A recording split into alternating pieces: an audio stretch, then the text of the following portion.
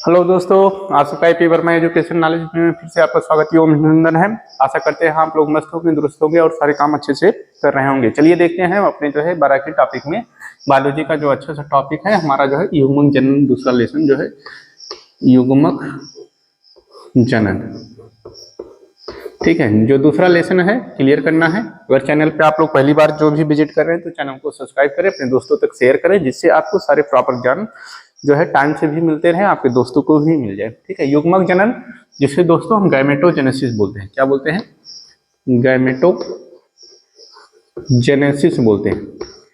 Number की आप फिक्र न करिए, नंबर आप में भरपूर आएंगे, क्योंकि आपके पास अगर ज्ञान रहेगा तो नंबर की कोई कमी नहीं होंगे। सारे क्वेश्चन यहीं से आते हैं बोर्ड एग्जाम में, ठीक है। जो भी यहाँ से बताया जाता है, बच्चे जो है यहाँ के अच्छे होते हैं, टॉप करते हैं। जो फेल होने के कगार पे रहते हैं वो भी अच्छा नंबर अपना ले आते हैं, तो पास होते हैं, अच्छे से पास हो जाते हैं। तो बोर्ड एग्जाम का डर आपका खत्म रहे, बिल्कुल भी।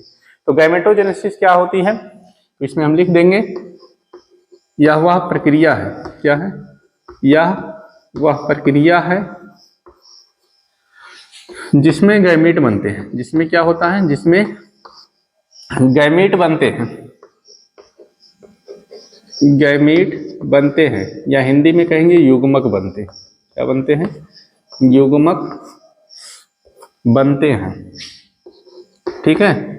इसमें क्या होते हैं दोस्तों? युग्मक बनता है, ठीक है। युग्मक मीन्स क्या होते हैं कि हमारे जो है मादा में अंडाणु का निर्माण होता है और पुरुष में शुक्राणु का निर्माण होता है ना, तो उसे हम कहते हैं युग्मक का निर्माण हो रहा है। क्या हो रहा है? निर्माण हो रहा है किसका? युग्मक का निर्माण हो रहा है। तो इसे हम जो है युग्मक जनन बोलते हैं या गैमेटोजेनेसिस बोलते हैं। तो गैमेटोजेनेसिस हमारे दो टाइप के होते हैं, मादा में जो अलग बनते हैं और पुरुष में अलग बनते हैं, ठीक है। तब दोनों मिलके जो है निषेचन की प्रोसेस को कंप्लीट करते हैं। तो गैमेटोजेनेसिस हमारे क्या होते हैं? तो ये दो टाइप के होते हैं दोस्तों। पहला हमारा जो है जिसे हम शुक्राणु जनन बोलते हैं। पहला हमारा क्या है दोस्तों? तो पहला हमारा शुक्राणु जनन है। पहला हमारा जो है शुक्राणु जनन है। पहला दोस्तों हमारा क्या है? शुक्राणु जनन है।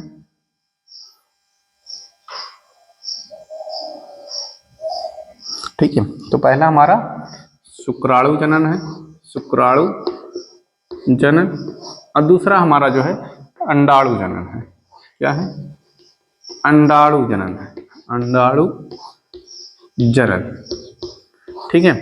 तो छोटे छोटे टॉपिक्स हैं, अच्छे से क्लियर करेंगे, कोई दिक्कत नहीं है। शुक्राणु जनन क्या होते हैं? शुक्राणु यहाँ से जो है कंफर्म हो जा रहा है, अंडाणु से भी कंफर्म हो रहा है। शुक्राणु मतलब जो स्पर्म बनते हैं पुरुषों में बनते हैं, अंडाणु मतलब जो मादा में निर्माण होता है, अंडाणु का निर्माण होता है, ठीक है। तो शुक्राणु जनन को दोस्तों हम जो है स्पर्मेटोजेनेसिस बोलते हैं, अंडाणु को oogenesis बोलते हैं। इंग्लिश भी सीखेंगे इसके अच्छे से कि शुक्राणु को हम स्पर्मेटोजेनेसिस बोलते हैं। क्या बोलते हैं? स्पर्मेटोजेनेसिस बोलते हैं, और अंडाणु को oogenesis बोलते हैं। क्या बोलते हैं? oogenesis बोलते हैं, ठीक है। शुक्राणु को स्पर्मेटोजेनेसिस बोला जाता है, अंडाणु को क्या बोलते हैं? oogenesis बोलते हैं, ठीक है। तो हमारे शुक्राणु जो स्पर्मेटोजेनेसिस होते हैं या अंडाणु जो oogenesis होते हैं, तो क्या होता है ये? तो हम आसान शब्दों में सीखेंगे दोस्तों, कलर बदल के, ठीक है।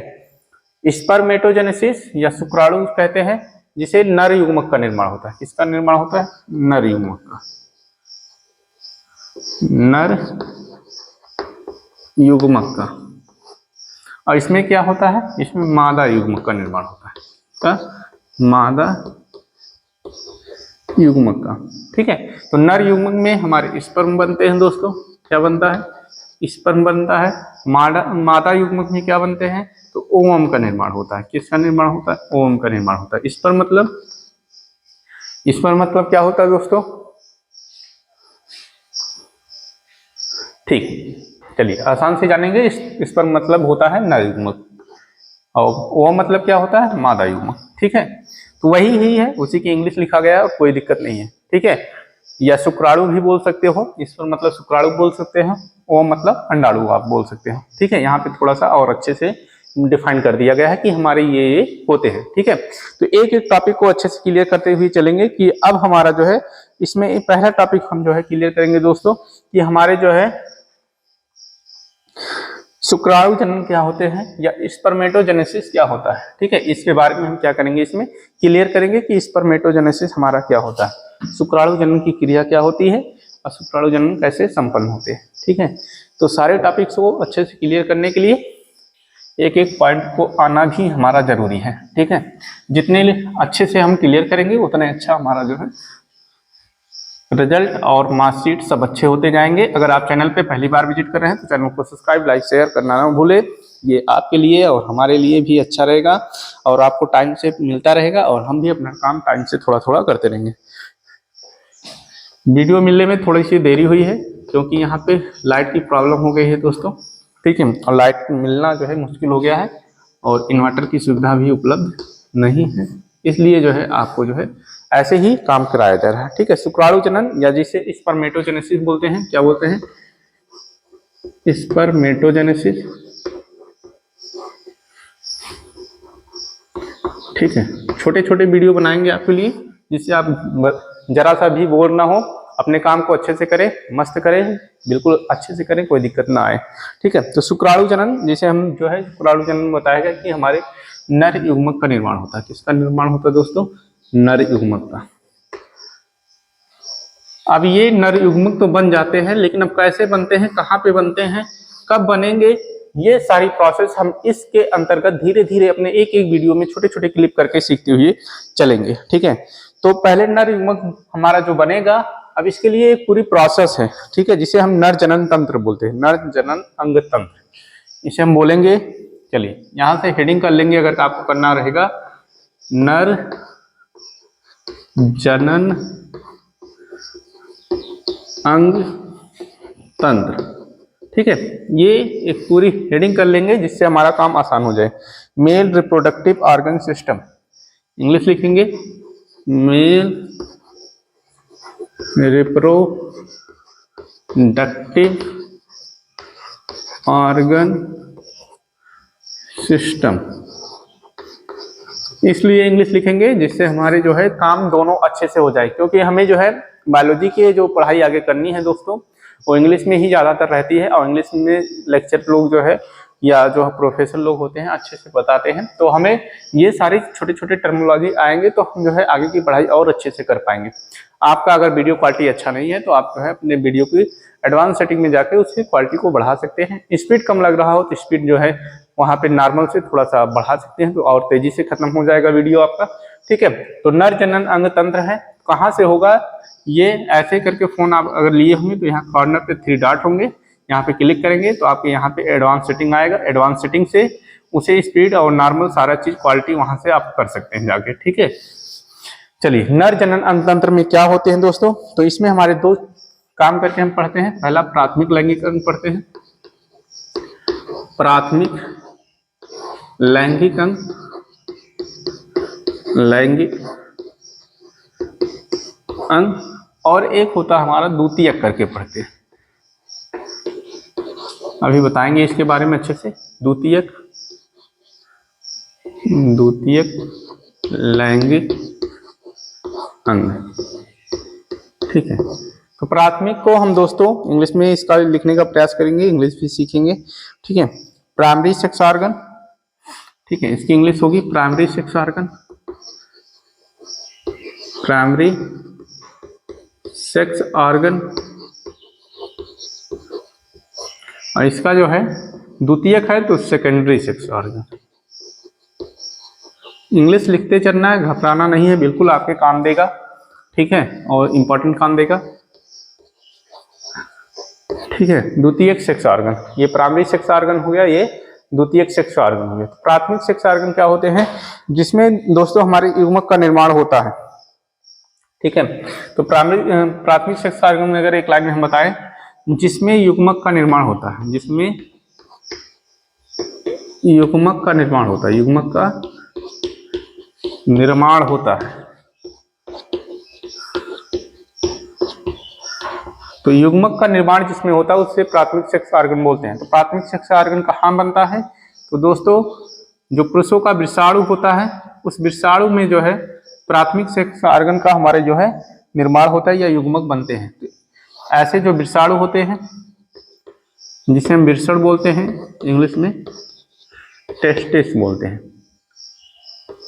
इस टेस्टिस के अंदर इनके जो है शुक्राणु या स्पर्म का निर्माण होता है, जो आगे हमारी जो है इनकी सहायक नलिकाओं के द्वारा आगे आते हैं और एनस के द्वार से होते हुए मादा में प्रवेश कर जाते हैं। ठीक है, तो ये हमारे प्राथमिक लैंगिक अंग होते हैं जो आगे चले जाते हैं। ठीक है, द्वितीयक लैंगिक अंग क्या होते हैं दोस्तों? तो द्वितीयक लैंगिक अंग वो होते हैं जो इसके निर्माण में सहायता करते हैं।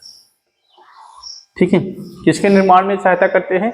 युग्मक के निर्माण में या नर युग्मक के निर्माण में, या विरसड़ से जो हमारा मेल गैमीट बनता है, ठीक है, तो स्पर्म जो बनता है उसके निर्माण में जो सहायता करते हैं द्वितीयक लैंगिक अंग हमारे कहलाते हैं। तो द्वितीयक लैंगिक अंग कौन से होते हैं दोस्तों? द्वितीयक लैंगिक अंग हमारे कुछ इसमें सहायक नलिकाएं होती हैं, ठीक है, और सहायक ग्रंथियां होती हैं। तो क्या होते हैं इसमें? तो सहायक नलिका होती हैं,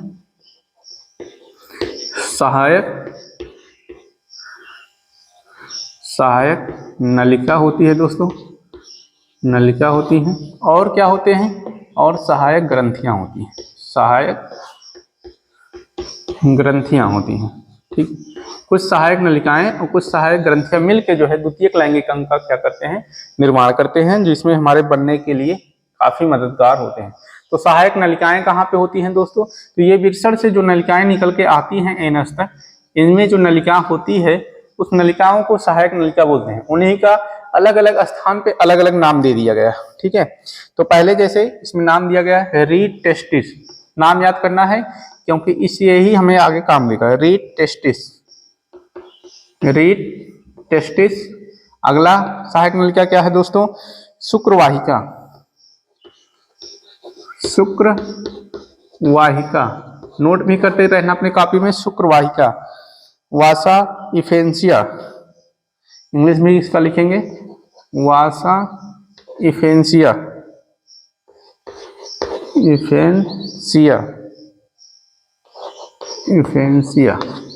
ठीक है, और कौन से हैं? अधिविरसण, अधिविरसण।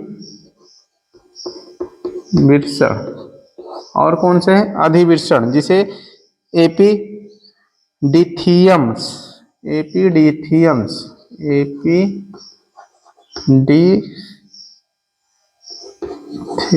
या डिथीमियस भी बोल सकते हैं, एपीडिथेमस। ठीक है, या शुक्रवाहिनी। और कौन से हमारे दोस्तों? शुक्रवाहिनी, शुक्रवाहिनी। कौन से हैं? शुक्रवाहिनी, जिसे हम क्या बोलते हैं? वास डिफेंस, क्या बोलते हैं?